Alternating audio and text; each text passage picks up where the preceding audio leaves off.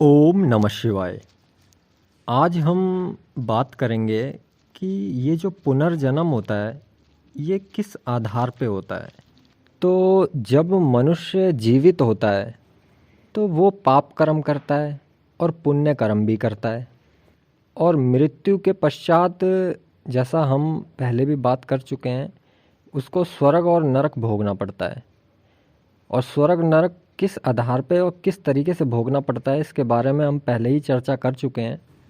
तो अगर कोई व्यक्ति नरक भोग के आता है तो उसके जितने भी पाप होते हैं वो पाप सारे नष्ट हो जाते हैं, सारे पाप खत्म हो जाते हैं उसके।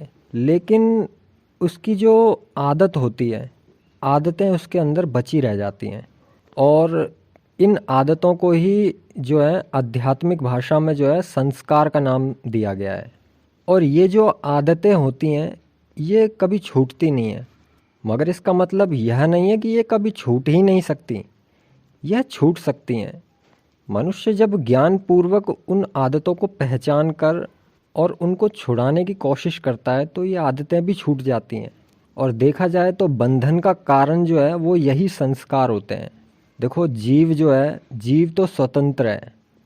वह अपनी मर्जी के अनुसार, अपनी इच्छा अनुसार जो है संस्कार बनाता है और फिर उन्हीं में फंसा रहता है, उन्हीं में जकड़ा रहता है। देखो, ये माया और कुछ नहीं है, केवल अज्ञान का एक पर्यायवाची शब्द है। अपने आप को खुद अपने ही अज्ञान के बंधन में उलझाकर दुखी होना बड़ी विचित्र बात है। और इसी गोरख धंधे को दुस्तर माया के नाम से पुकारा गया है।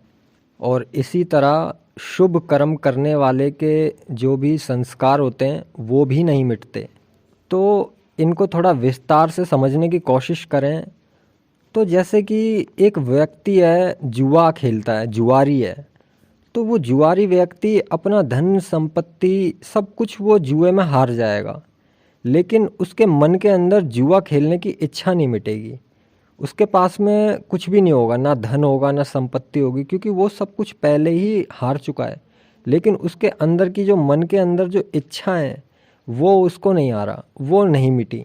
जैसे कोई नशेड़ी, कोई शराबी बहुत कष्ट सहता है, हर जगह पिटता डोलता है, हर जगह नालियों में गिर जाता है, चोटें लग जाती हैं उसको, लेकिन फिर भी वो कभी भी इसको कोई दारू पीने के लिए या मदपान करने के लिए कहेगा तो वो तुरंत तैयार हो जाएगा। इसी प्रकार पिछली आदतों के कारण जो है जीव जो है पुनर्जन्म के लिए स्थान तलाश करता है। अब कोई व्यक्ति है जिसने अपनी पूरे जीवन भर उसने सिर्फ खेती किसानी की है और पूरे जीवन भर सिर्फ खेती किसानी के बारे में ही सोच विचार किया है, पूरे जीवन भर खेती किसानी ही की है। तो ऐसे व्यक्ति का जो जन्म है वो किसी बड़े रईस घर में नहीं होगा। ऐसे व्यक्ति का जन्म जो है खेती किसानी करने वाले व्यक्ति के घर में ही होगा। कोई अन्य शक्ति नहीं है जो जन्म को इधर उधर दे रही हो। व्यक्ति की जो संस्कार होते हैं वो उन संस्कार के अनुसार ही जन्म को ग्रहण करता है। और व्यक्ति जीव जो है वो स्वयं अपनी इच्छा से संस्कारों के वशीभूत होकर जन्म ग्रहण करता है। जैसे कि मान के चलो, एक छोटा सा बच्चा है। एक छोटे से बच्चे को उसकी झोंपड़ी में से निकाल कर और उसको राजमहल में भी रख दिया जाएगा ना, फिर भी वो अपनी टूटी फूटी झोंपड़ी को ही याद करेगा, उन झोंपड़ी में रहने वाले अपने माता पिता को ही याद करेगा। उसके लिए राजमहल कुछ भी नहीं होगा, उसको बेकार लगेगा सारे शौक मौज, उसको सिर्फ अपनी झोंपड़ी की याद आएगी।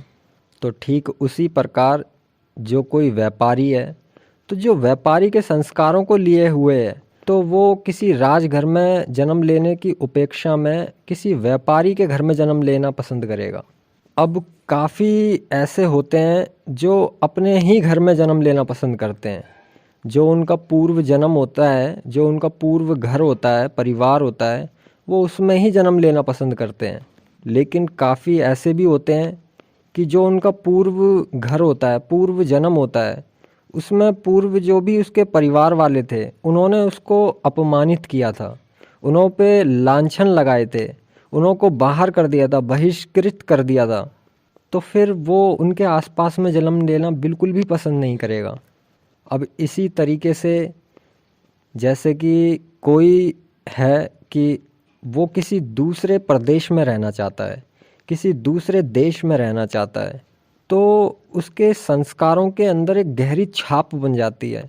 उसकी भाषा की या उसके जहाँ भी जैसा भी उसका भाव है, उसके अंदर एक मन के ऊपर एक बहुत ही गहरी छाप बन जाती है। तो वो किसी दूसरे देश में भी जन्म ले सकता है। लेकिन ऐसा होता नहीं है कि किसी अमेरिका का जो मनुष्य है वो भारत के अंदर पैदा हो और भारत का मनुष्य जो है वो अमेरिका के अंदर पैदा हो। ये सब संस्कारों के ऊपर निर्भर करता है। तो जो भी परलोकवासी होता है वो अपने पुराने घर में ज़्यादा प्रेम करता है, स्नेह रखता है, तो वो स्नेह ही उसको खींच लेगा और वो वहीं पे उसको जन्म दिला देगा। अब काफ़ी मनुष्य ऐसे होते हैं जो जन्म से ही गूंगे होते हैं, बहरे होते हैं या अंधे होते हैं या अपाहिज होते हैं या नपुंसक होते हैं। तो ऐसा क्यों होता है? तो वो अपनी इंद्रियों से गलत अनुसरण करते हैं, ज़्यादा ही गलत अनुसरण कर देते हैं किसी इंद्री से।